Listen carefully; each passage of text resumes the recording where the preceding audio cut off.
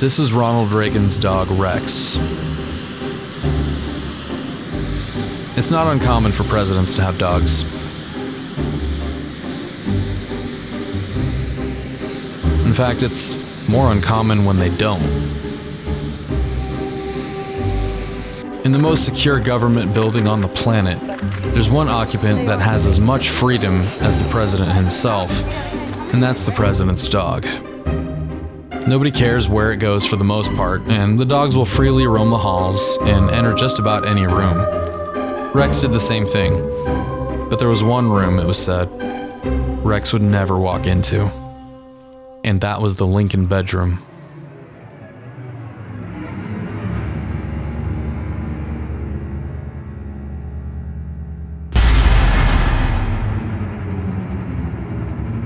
Shortly after Lincoln's death, there had been countless accounts of witnessing the ghost of Abraham Lincoln. It was the 1860s. Abraham Lincoln and Mary Todd Lincoln were grieving the loss of their son, Willie. He was a very sick little boy. We should have canceled that reception, shouldn't we? We didn't know how sick he was, Molly. Typhoid fever. He was only 11 years old, on the cusp of entering adolescence. As anyone tends to be while beset with grief, they wanted answers. Sometimes desperate loss and sorrow will lead people down paths that they otherwise wouldn't go down in search of answers and comfort. Oh, but your grief, your inexhaustible grief! How dare you throw that up at me? And his mother wouldn't let him near it, but she's screaming from morning to night. Rest him, see Pacing how the angry I was. corridors, howling at shadows and furniture and ghosts.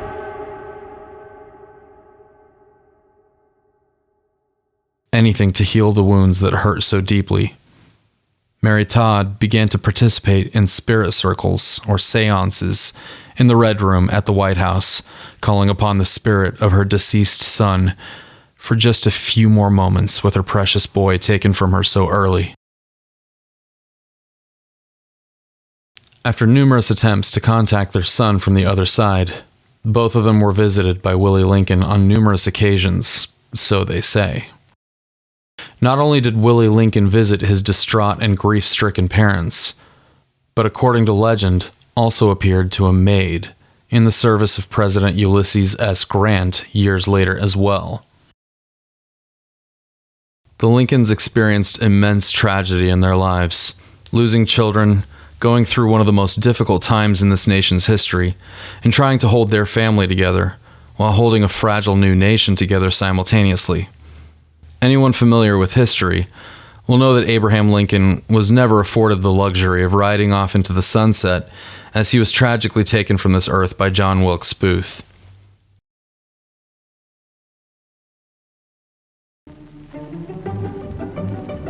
I've got a secret. I would like to go over and personally escort our next guest on the show tonight. The last living witness to Lincoln's assassination. My name's Samuel J. Seymour. I'm from Maryland. A man by the name of Samuel J. Seymour appeared on a game show called I Have a Secret in 1956. He was 96 years old at the time of this taping. This is Mr. Seymour from Maryland. Mr. Seymour, how old are you, by the way, sir? 96. 96 years old. Now, to help classify his secret, I will tell you it concerns something that he witnessed. This thing that Mr. Seymour saw, does it have historical significance? Does this have historical significance, Mr. Seymour? I would say yes, wouldn't you, sir? Did it concern a famous person in American history? Very well-known person. Did it concern a famous person, Mr. Seymour? Yes. Yep. Mr. Seymour, would this person have ever been President of the United States? Was he ever president, this man? Oh, I think it was once. Would it have been Abraham Lincoln? It was Abraham Lincoln, yes. Unfortunately, yes. Did Mr. Seymour witness the shooting of President Lincoln? And gave his account of his early memory as a small boy spending a day at Ford's Theater at the age of 5. Mrs. Goldsboro pointed directly across the theater to a colorfully draped box. "See those flags, Sammy?" she asked. "That's where President Lincoln will sit." When he finally did come in, she lifted me up high so that I could see. He was a tall, stern-looking man. I guess I just thought he looked stern because of his whiskers, because he was smiling and, waving to the crowd. And when everyone sat down again and the actors started moving and talking, I began to get over the scared feeling that I'd had ever since we arrived in Washington. But that was something I never should have done. All of a sudden, a shot rang out. A shot that will always be remembered. And someone in the president's box screamed. I saw Lincoln slumped forward in his seat. People started milling around, and I thought there'd been another accident when one man seemed to tumble over the balcony rail and land on the stage. "Hurry, hurry, let's go help the poor man who fell down," I begged. But by that time, John Wilkes Booth, the assassin, had picked himself up and was running for dear life. He wasn't caught until 12 days later, when he was tracked down to a barn where he was hiding. Only a few people noticed the running man, but pandemonium broke loose in the theater, with everyone shouting, "Lincoln's shot! The president's dead!" Mrs. Goldsboro swept me into her arms and held me close, and somehow we got outside the theater. That night, I was shot 50 times, at least, in my dreams. And I sometimes still relive the horror of Lincoln's assassination, dozing off in my rocker as an old codger like me is bound to do.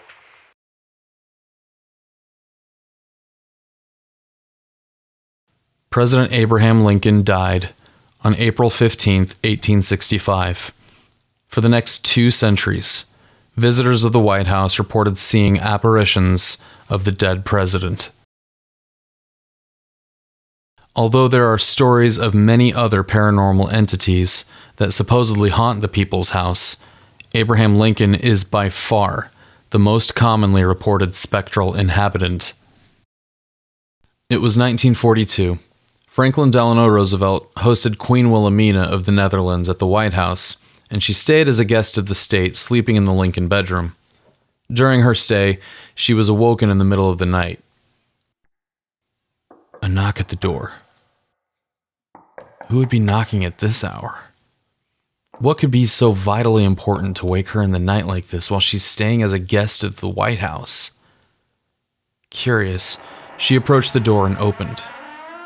To her shock and dismay, the ghostly apparition of Abraham Lincoln stood in the doorway. In her shock, she fainted where she stood, coming to moments later. Lyndon B. Johnson encountered Lincoln's ghost during a moment of great distress at one point in his presidency. The Vietnam War raged on, and he was facing mounting public pressure regarding the conflict the U.S. was currently engaged in. He apparently spoke to Lincoln and asked him for advice on how he handled an unpopular war like the Civil War. Lincoln replied, "Don't go in the theater."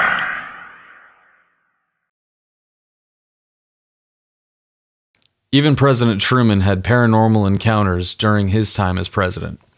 Letters to his wife, Bess, frequently described experiences that seemed to disturb him greatly, and he seemed convinced that there were moments where he wasn't as alone as he had initially perceived.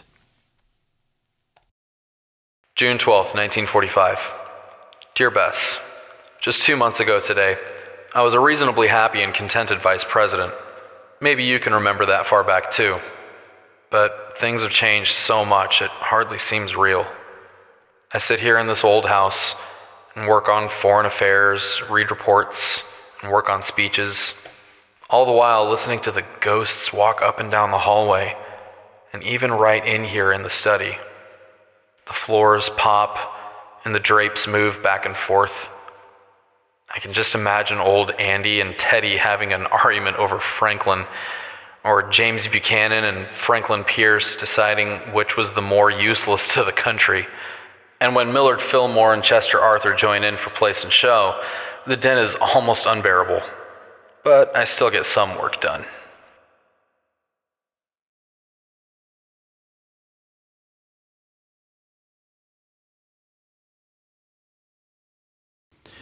In addition to being haunted by the ghost of Abraham Lincoln, the White House apparently has other visitors.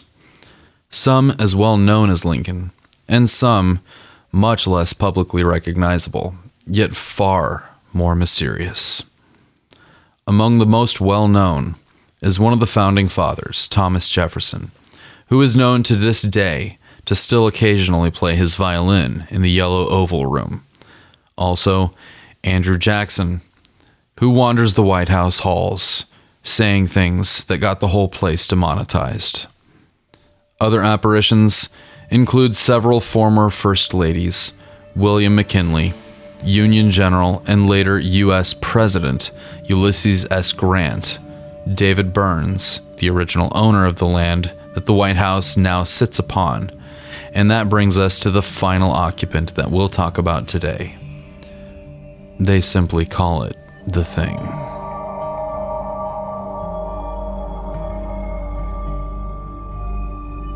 Possibly the most mysterious apparition is a specter that haunted the White House in 1911 during the presidency of William Howard Taft. It was July of 1911, and White House staffers had been complaining and talking amongst themselves regarding the difficulties that they were experiencing enduring the presence of an unknown ghostly entity that they had begun referring to simply as the Thing. Eventually, those reports made their way to the ears of President Taft's military advisor, Major Archibald Butt. There wasn't much to go on, but Butt was going to get to the bottom of this. Butt began listening to the stories of these staffers to try and get to the truth. A story here and there could be explained away, but this many. What was going on here? In a letter to his sister-in-law Clara, he stated, "It seems the White House is haunted. The ghost, it seems, is a young boy, and from his description I should think about 14 or 15 years old. They say the first knowledge one has of the presence of the Thing is a slight pressure on the shoulder, as someone were leaning over your shoulder to see what you might be doing." Before long, Butt knew that he would need to butt in and alert the president. It was an exchange that Butt was most likely looking forward to putting far behind him, as Butt left the office of the seat of power. Again, in his letters to his sister-in-law Clara, "When I tried telling President Taft, he flew into a towering rage. He thinks it will be a very serious thing to have the story get out among the people of the country." Taft's fury could singe the hairs on Butt's face. Taft's mustache whiskers inches from Butt.